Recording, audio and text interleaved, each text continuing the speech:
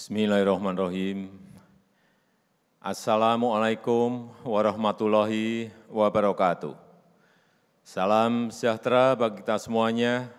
Shalom, Om Swastiastu, Namo Buddhaya, salam kebajikan. Yang saya hormati Bapak Wakil Presiden, yang saya hormati para Menteri Kabinet Indonesia Maju, yang saya hormati para gubernur, wakil gubernur, bupati, wakil bupati,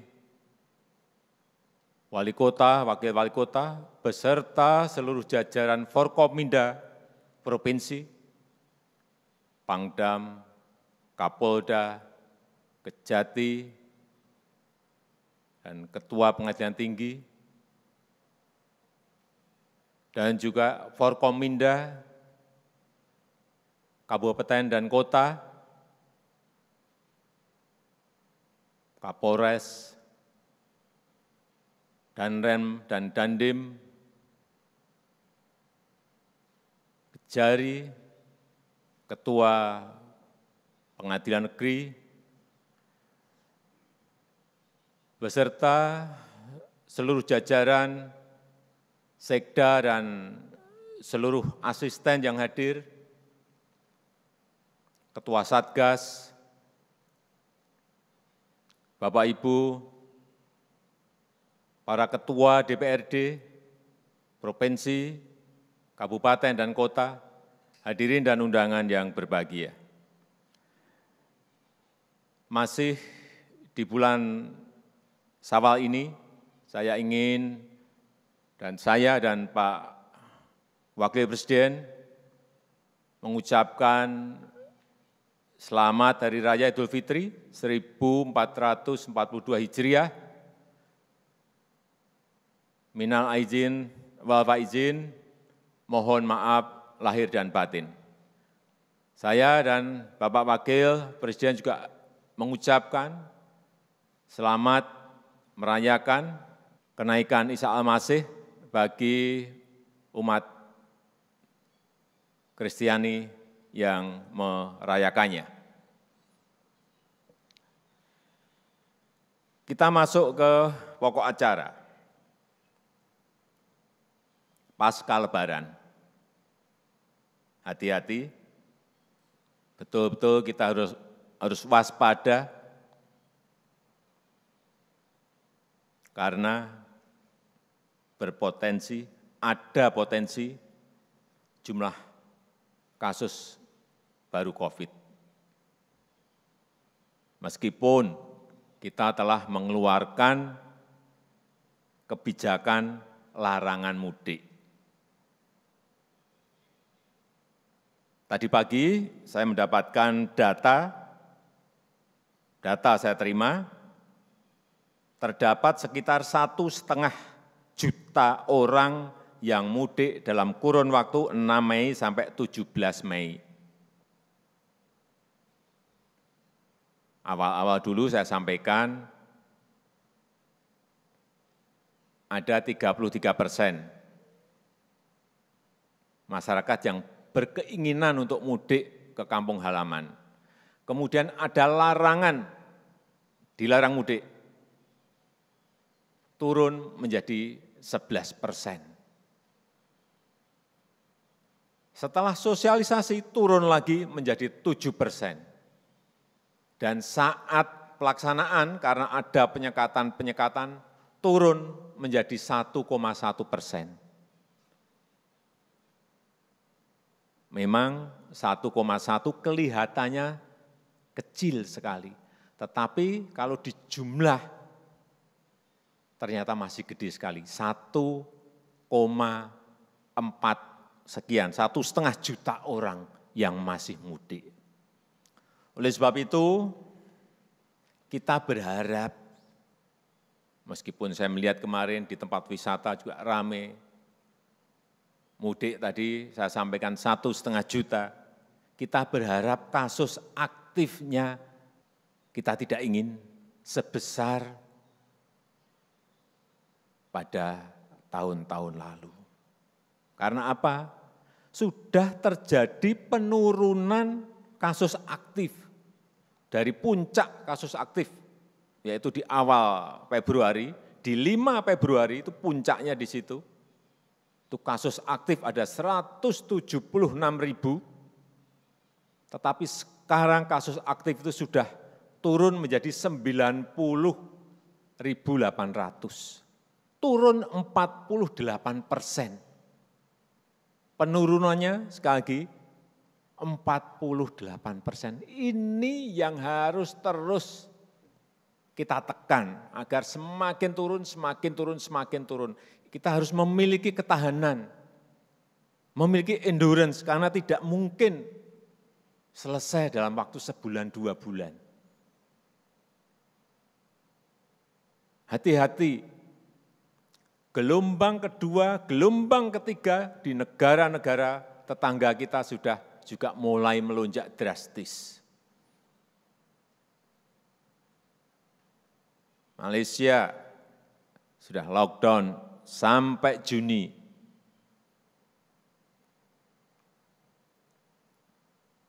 Singapura juga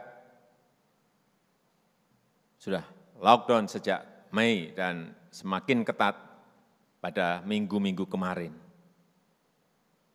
Kita harus melihat tetangga-tetangga kita. Dan kasus per provinsi, data-datanya sekarang kita komplit. Hati-hati provinsi yang ada di Sumatera. 15 provinsi mengalami kenaikan, ini hati-hati. Sekarang kita terbuka, hati-hati Aceh, hati-hati Sumut, hati-hati Sumbar, hati-hati Riau, hati-hati Jambi, hati-hati Babel, hati-hati DKI Jakarta, hati-hati Maluku, hati-hati Banten, hati-hati NTB, hati-hati Maluku Utara, hati-hati Kalteng, hati-hati Sulteng, hati-hati Sulsel, hati-hati Gorontalo. Kelihatan dalam grafisnya, kurvanya semuanya kelihatan. Sekarang kita tandai merah dan hijau.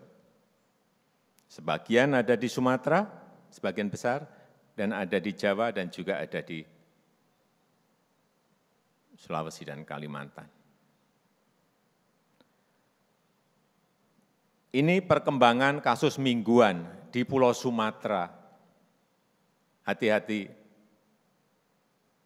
Bisa dilihat Aceh turun tetapi juga masih pada posisi yang tinggi. Sumut juga sama, naik belum turun. Sumbar juga tinggi tetapi sudah ada penurunan. Dan provinsi yang lainnya. Sumsel juga sama, tinggi tetapi ada penurunan. Babel tinggi tapi ada penurunan. Jambi tinggi tapi ada penurunan. Tapi tetap semuanya harus hati-hati. Yang turunnya drastis hanya di Bengkulu. Sehingga kita beri tanda hijau, bukan zona hijau tapi turunnya, mingguannya tren menurunnya kelihatan. Hati-hati, Riau hati-hati, Kepri naik belum turun hati-hati, Lampung tinggi tapi sudah menurun tapi juga hati-hati. Sekarang bed okupansi rasio, rasio keterisian tempat tidur di rumah sakit. Target kita sekarang harus di bawah 50. Ada yang masih di atas 50. Karena bor nasional kita sekarang ini, rasio keterisian tempat tidur yang ada di rumah sakit, secara nasional sekarang ini kita di posisi yang baik, yaitu 29%. Tapi ada beberapa provinsi yang di atas 29% dan ada yang masih di atas 50%. Ini tolong semua gubernur, bupati, wali kota tahu angka-angka ini. 3 provinsi, hati-hati, Sumut bornya 56%, Kepri bornya 53%, Riau bornya 52%. Kalau yang masuk ke rumah sakit banyak, artinya memang harus hati-hati, super hati-hati. Karena bor nasional sudah turun 29%, pernah dulu di angka di atas 80%. Dan juga yang sering saya pakai untuk patokan itu Wisma Atlet. Karena ini memang yang banyak menampung pasien, Wisma Atlet. Pernah di September 2020, di atas 90%, saya ingat betul, dan saya takut betul. Sudah di atas 90%, artinya 2 minggu ke depan tidak bisa turun, sudah penuh, dan bisa kolaps rumah sakit kalau sudah di atas angka itu. Tetapi sekarang, pagi tadi saya telepon, saya kalau enggak telepon malam, hari pasti pagi. Pagi tadi saya telepon Wisma Atlet, yang dulu sempat di atas 90%, hari ini di angka 15,5%. Sehingga saya minta angka-angka seperti ini, gubernur, bupati, wali kota, Pangdam, Danrem, Dandim, Kapolda, Kapolres, Kejati, Kejari, seluruh sekda, asisten, semuanya tahu kondisi angka-angka itu di setiap daerahnya. Sehingga tahu apa yang harus dilakukan. Kalau obatnya kurang, berarti telepon Menkes untuk dikirim obat apa.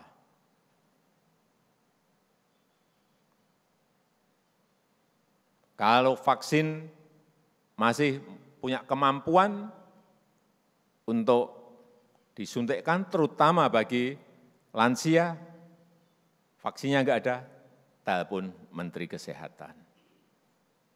Saya melihat dari grafis dan kurva yang ada, mobilitas masyarakat di hari Lebaran kemarin, di tempat-tempat wisata ini naik tinggi sekali. 38% sampai 100,8%. Hati-hati, 2 minggu ke depan ini semuanya harus hati-hati. Karena ada kenaikan, ini artinya mobilitas indeksnya naik 38 sampai 100,8%.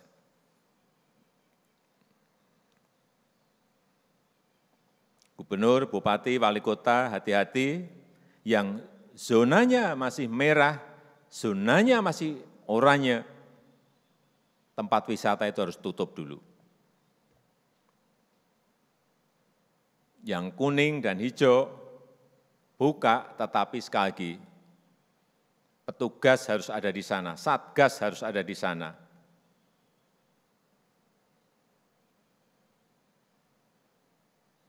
Sehingga protokol kesehatan secara ketat tetap harus dilaksanakan. Tidak boleh lepas manajemen, lepas tata kelola kita.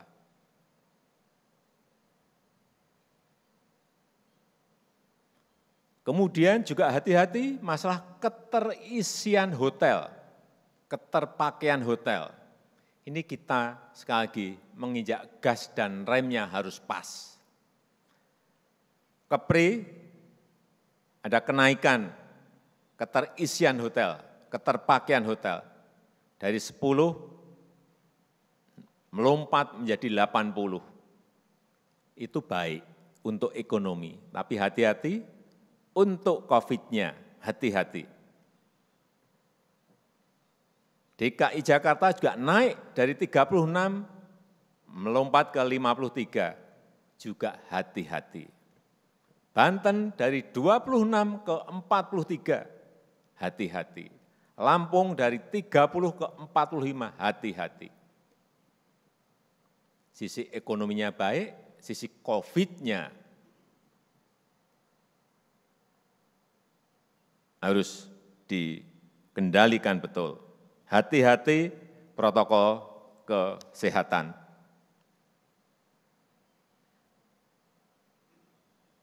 Kalau dua-duanya bisa dikelola dengan baik, dikendalikan dengan manajemen yang ketat, ya ini baik-baik saja mengenai keterisian kamar-kamar hotel. Tetapi kalau tidak bisa mengendalikan, hati-hati.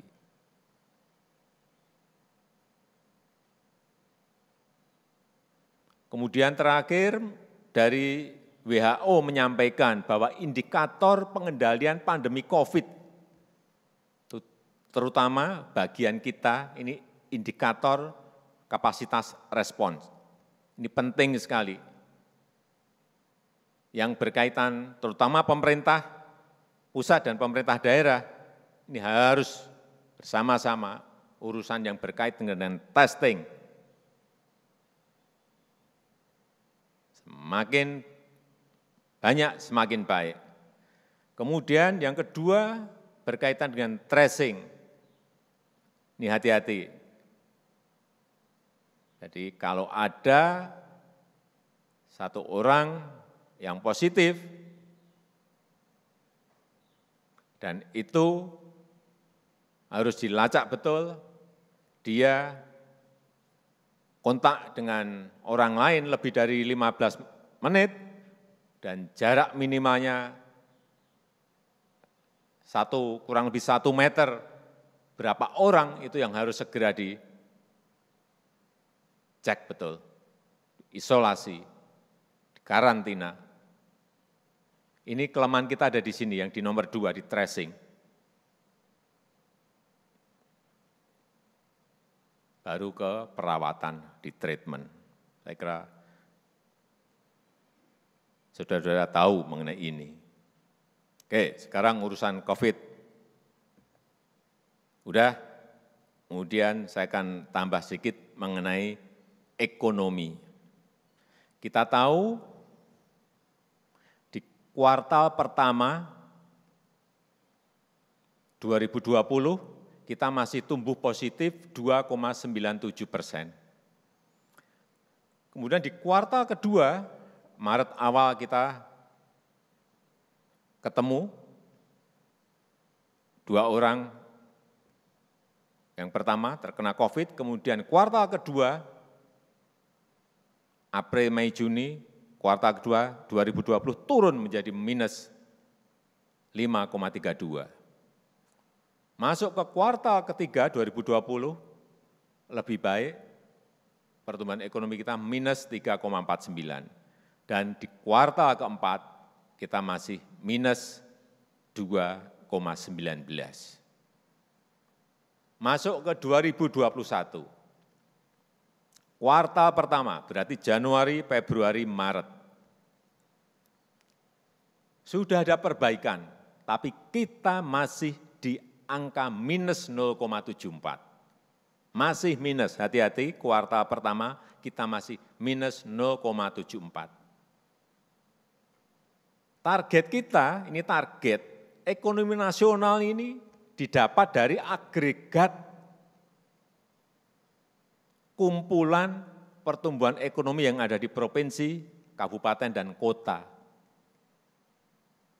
Jadi seluruh gubernur, bupati, dan wali kota memiliki tanggung jawab yang sama dalam berkontribusi terhadap pertumbuhan ekonomi nasional kita. Target kita di kuartal kedua, saya sudah memberikan target, kurang lebih harus di atas 7%, bayangkan. Dari minus 0,74, saya minta di atas 7%. Tapi indikasi ke arah sana ada, tergantung kerja keras kita bersama.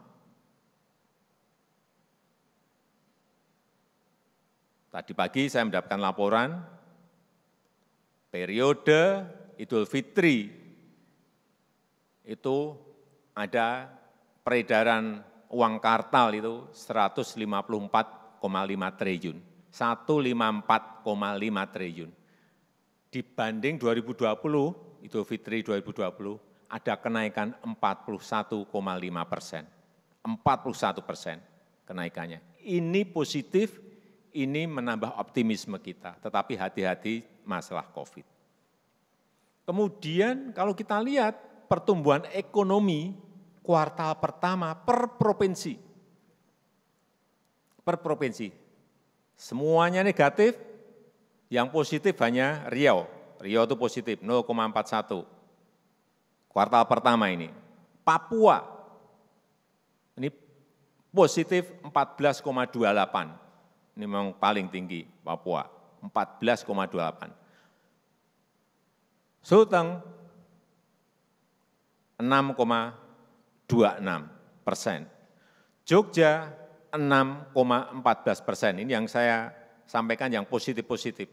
Sulut 1,87%, Sultra 0,06%, NTT 0,12%, Papua Barat 1,47%, Bangka Belitung 0,97%, Maluku Utara 13,45%. Yang lain masih negatif semuanya. Berarti yang positif tadi ada 1, 2, 3, 4, 5, 6, 7, 8, 9, 10.